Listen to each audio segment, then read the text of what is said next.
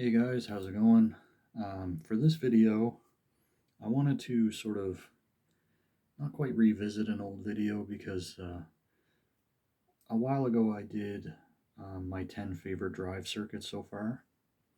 I was going to update that one, but I think instead what I'll do is my 10 favorite circuits in general so far, just to sort of give you an idea where I'm at now. And these are going to be in no particular order. And if you would like to check out more of them in detail or build one for yourself, I'll put links in the description. So let's get into it. So the first one I'm going to go with is a Proco Rat circuit. So this one is one that I built a long time ago and really enjoyed it. Enjoyed it so much, I bought the Madbean Slow Loris, which is their take on a rat, which also sounds amazing and was very nice to build. So can't recommend Madbean stuff enough. Very, very good circuit boards and execution there. So I really enjoy the rat circuit, not just because I was sort of tone chasing Sun for a while, and Earth and some of the other drone bands. They're quite legendary for their use of the rat pedal in addition to the other stuff. But it just sounds like a really good distortion pedal. I can't really explain it better than that. It's one of my favorite distortions of all time, and liked it so much I built two.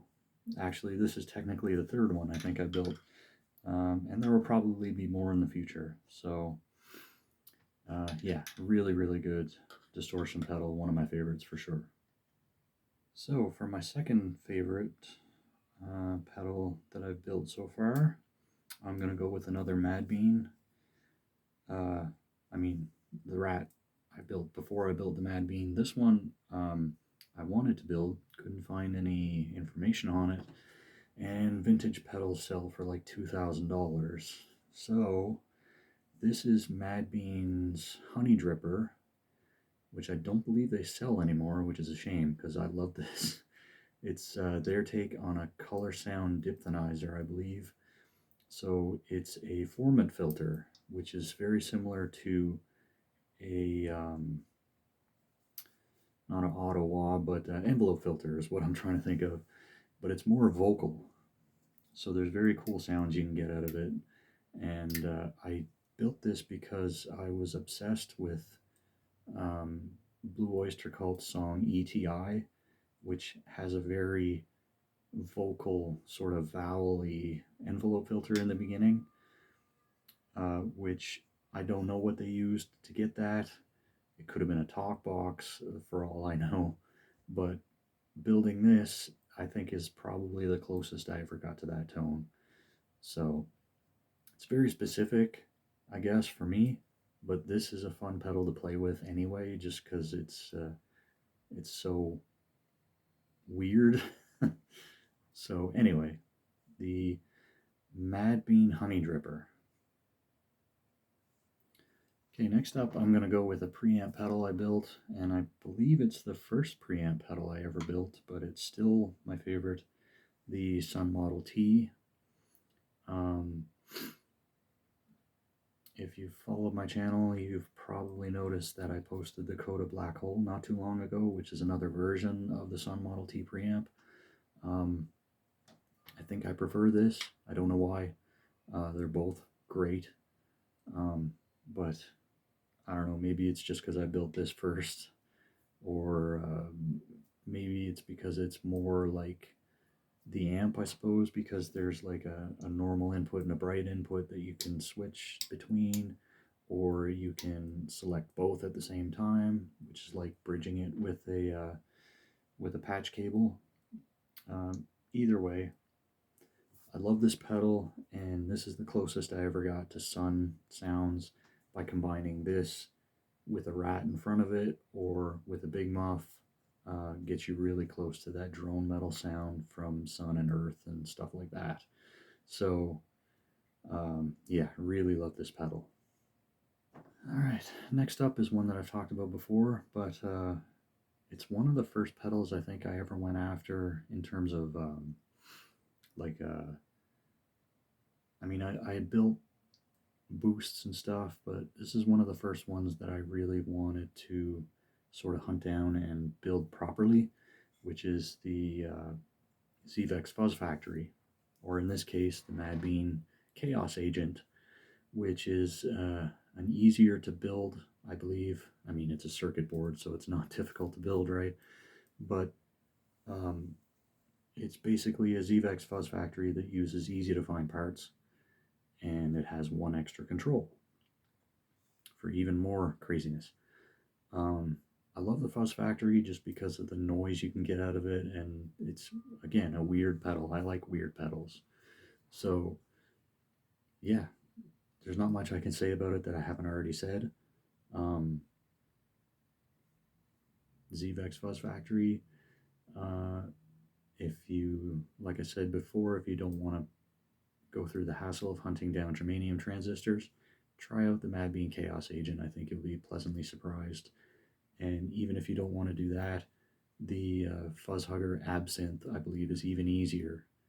There's only 4 controls on that one, but it still gets you in the ballpark. Okay, next up is one that I recently built, which is a result of another sort of obsession, I guess. This is the Fuzzhead Effects Soundwave War, which is, I think he described it as a fuzz war with a Soundwave breakdown front end, or something like that.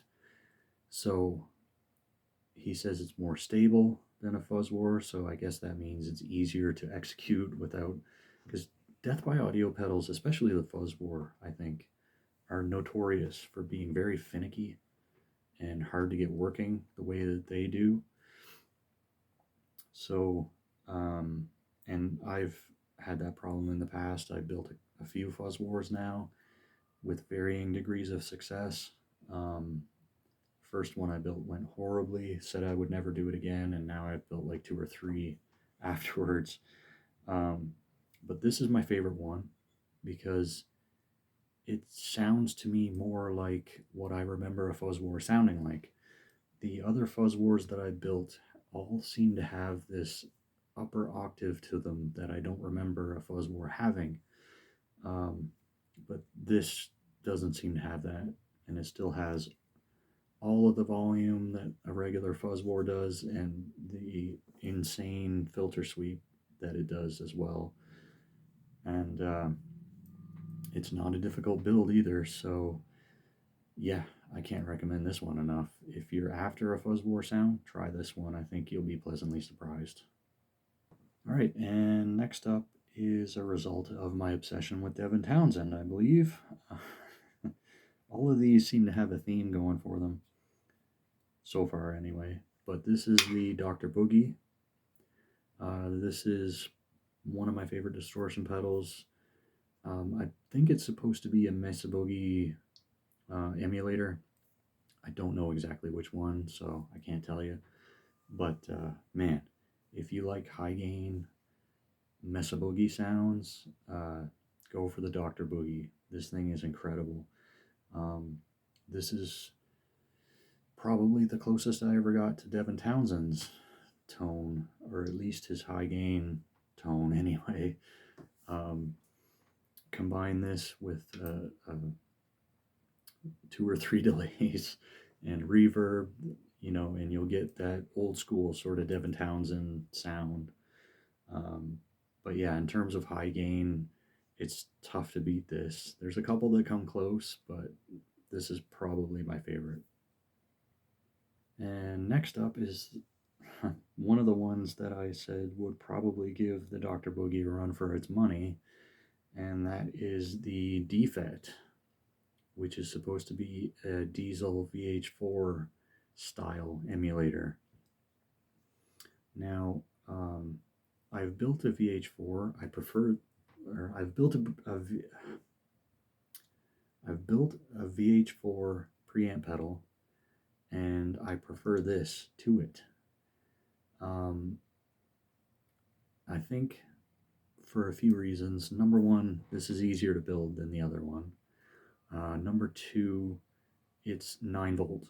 You don't have to worry about 12 to 18 volts or, charge pumps or any of that crap. And I think it just sounds better. So there's something about this. Does it sound like a VH4? I have no idea. I've never actually tried a VH4. Does it sound like amazing high gain? Yeah.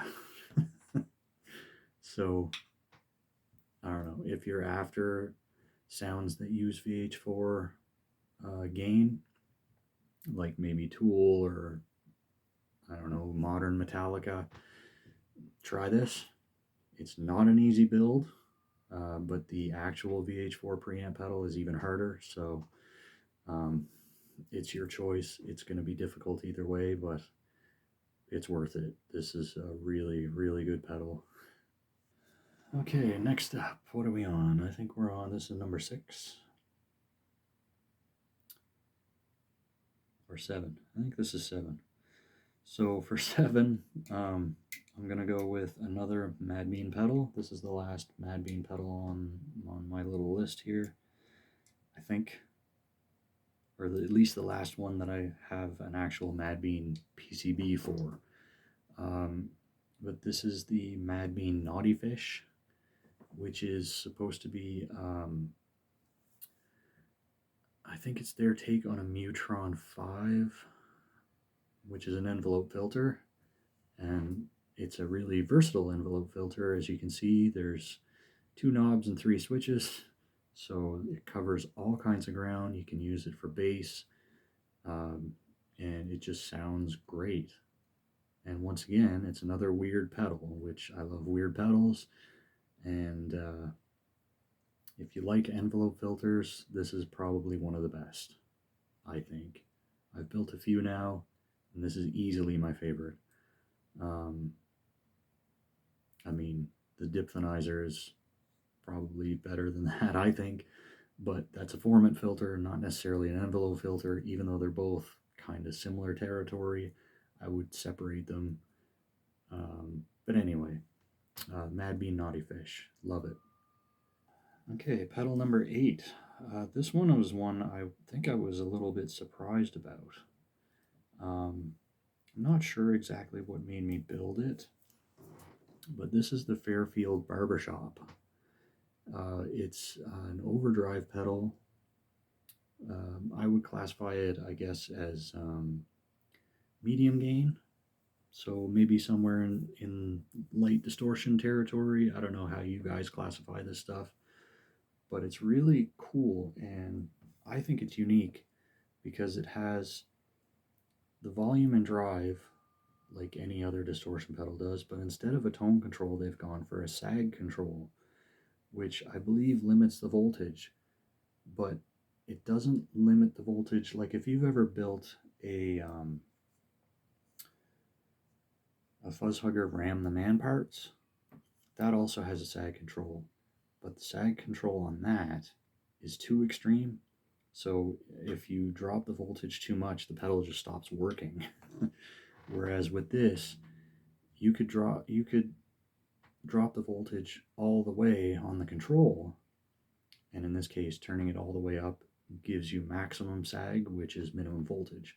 But minimum voltage here is still like, I don't remember if I measured it or not, I might have, but it's still, I think, in the 7 volt territory.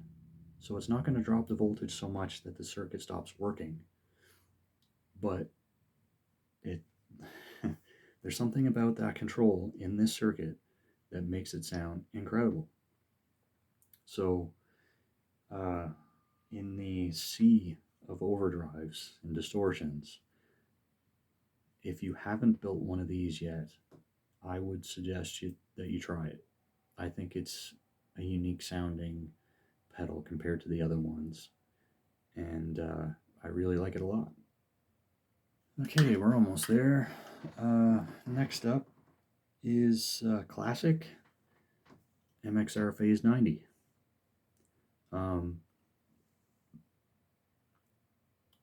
In the past, I've built these with a depth control and a script switch, but I think my favorite version is just the standard speed control only with the script switch. I found that when I played the one with the depth control, I just kept putting the depth on maximum anyway because that's how I liked it. So, I mean, if you want a phase sound that has lower depth than this, just build a phase 45. It's a little easier. It's takes a few less parts. I don't think there's a script switch on that, or why would you need one, I guess. But yeah, I like the phase 90 because of the depth. If you don't like the depth, the phase 45 is a great alternative, and I like that too. But I think I prefer the good old classic phase 90. And aside from the JFET matching, not too difficult to build. So yeah, can't go wrong. Okay, we're on to the last one. So this one is, it's a Madbean circuit that I built, and but I didn't use a Madbean PCB this time. I'm actually not sure if it was available or if it is still available. I haven't looked in a while. But this is Madbean's take on an Earthquaker C machine, I believe. I don't remember what the Madbean version is called. Gravity Wave.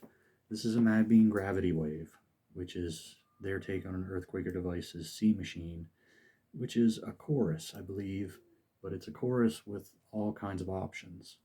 So you can get this sounding a little more like a tremolo, you can get it sounding chorusy, you can get it sounding almost a little flangey, I guess. So basically what I'm saying is there's a lot of depth to this pedal. There's really fun sounds. It's very hard to find a bad setting, if it's possible. I don't think I've ever found a bad setting on it. But yeah, it's a really nice sounding. If you like adding on to your clean tone, it's hard to go wrong with this. So not the easiest pedal to build, but definitely fun and highly recommended. Madbean Gravity Wave. So that's my list, guys. Hope you enjoyed it. Let me know if you have any favorites. Maybe, I mean, you don't have to do your own top 10. Maybe you have your top 3, top 5. I don't know. Let me know what you like. And if there's something on there that I haven't built yet, maybe I'll give it a try. So, and if you haven't tried any of these, I would recommend every single one of them. So that's up to you. If you guys want to try building them, I would definitely give it a shot. Love all of these pedals. So that's the video. Once again, links are going to be in the description for layouts, circuit boards, stuff like that. And thanks as always for watching. I'll see you guys next time. Take it easy.